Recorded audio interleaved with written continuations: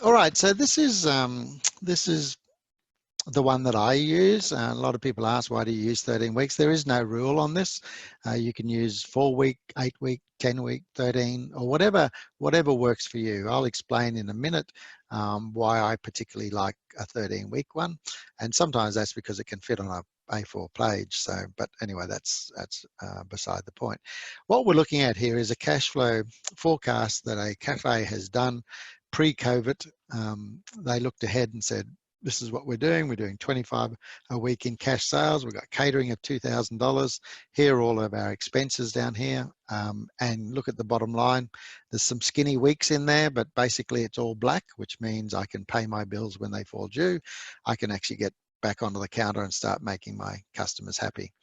And then the impact of COVID-19 comes along and it does two things. We lose all of our catering revenue and our sales go down by 60%. So we're only doing takeaways now. So we've lost all the corporate clients. They've just gone, they've closed.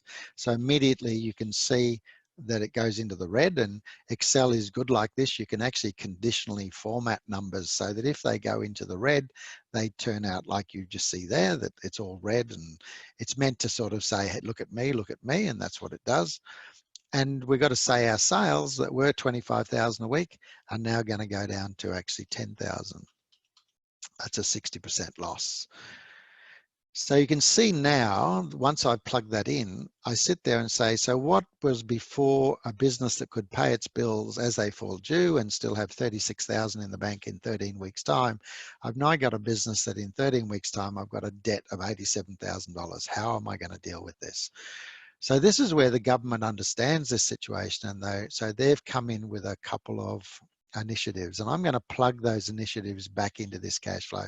And this is what I say: when you've got a cash flow forecast, when you get a government initiative, or you find out that you can apply for something and you've been successful with it, you come back to your cash flow and plug that in and see how it goes.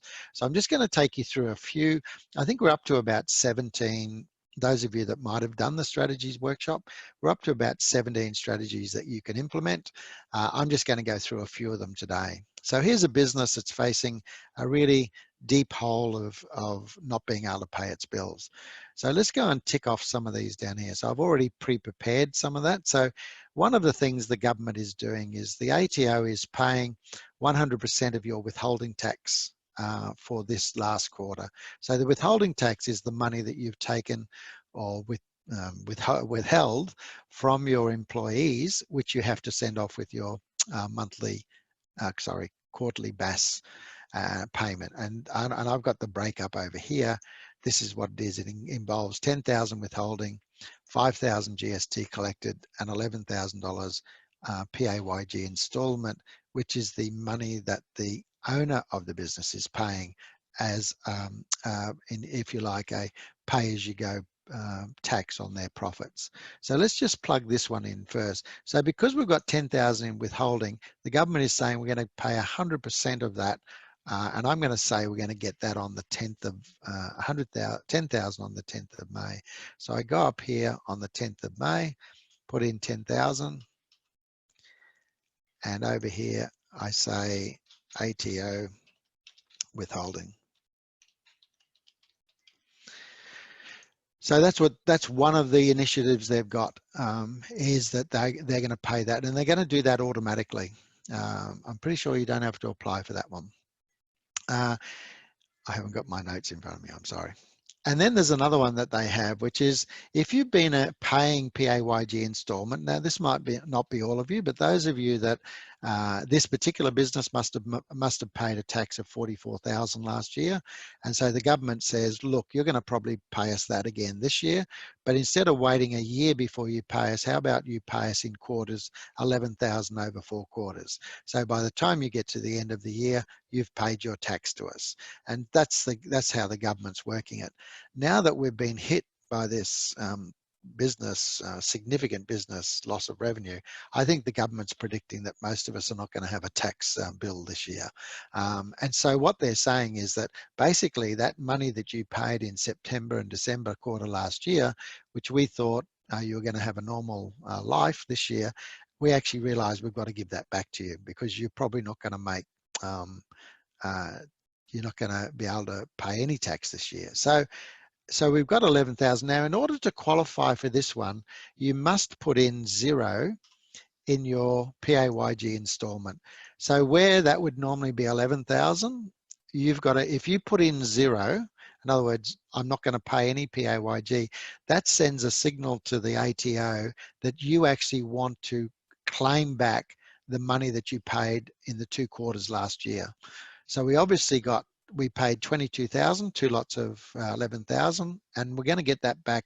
They said sometime in May, but I'm going to say we're going to get it back on the 17th, 22,000, and that's the ATO installment refund. All right, so that's, and so we're starting to see we've reduced this 87,000 down to 44. So we're starting to fight this back a bit. First of all, that PAYG installment's not due this quarter. I don't have to pay it. And not only that, by saying that, I got $22,000 for whatever you did pay in the last 2 quarters last year. So then there's the JobKeeper, and the JobKeeper is probably the biggest initiative that the government has brought in. It's the one that's costing by far the most money for the government, and it's the one that they're hoping will give you what you need to survive this. So this particular employer has 4 staff. Basically, the government is prepared to pay $1,500 per staff. So 4 staff, $1,500, you're going to get $6,000 from the government for all of those staff. So I'm going to plug that in. Now they're saying I'm going to start this on the 17th of May as well. So I'm going to put in 6,000 here, and it's called the JobKeeper. And we were talking to the professionals a week ago. A week ago. And they're saying everyone should be concentrating on this. This is the one that's there to go. I think up until now, you've just been doing expressions of interest. Now there's actually applications. So you can actually go in and apply for this. It's now being made available. So I'm just going to you could do this in a couple of ways, but I'm just going to say you're going to get that every fortnight. So we're going to put that in every fortnight. And you can see again, we're starting to cut down that money that's owed. We're down to 14,000. So we're coming up with a strategy in how we're going to deal with this 60% loss and complete loss of catering. So that then brings us to another thing, and I'll just go through them here, to renegotiate the rent. Now that's going through Parliament today, I believe, but there's a code of mandatory code that's been issued by the federal Parliament or the federal government, but it has to be actually instigated in the state because it's a state law, leasing. So they're passing that today, but if we're going on what the Prime Minister has said in the mandatory document, basically landlords have to give you a rent reduction that's equivalent to your losses. So if you've lost 60% of your revenue, your rent should be reduced by 60%.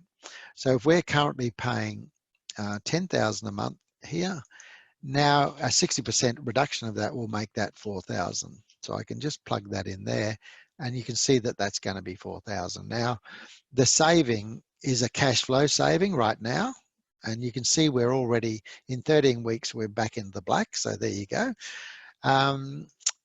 Currently it's a cash flow saving, but in terms of profit saving, half of that saving is rent free. So 3,000 will be rent free. The other 3,000 is still owing to the landlord, but they can't claim on it.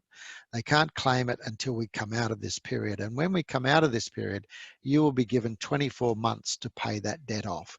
So you are going to come out with a debt to the landlord at the end of this period, but you won't have to pay that through your cash flow on month 1 of coming out of the lockdown.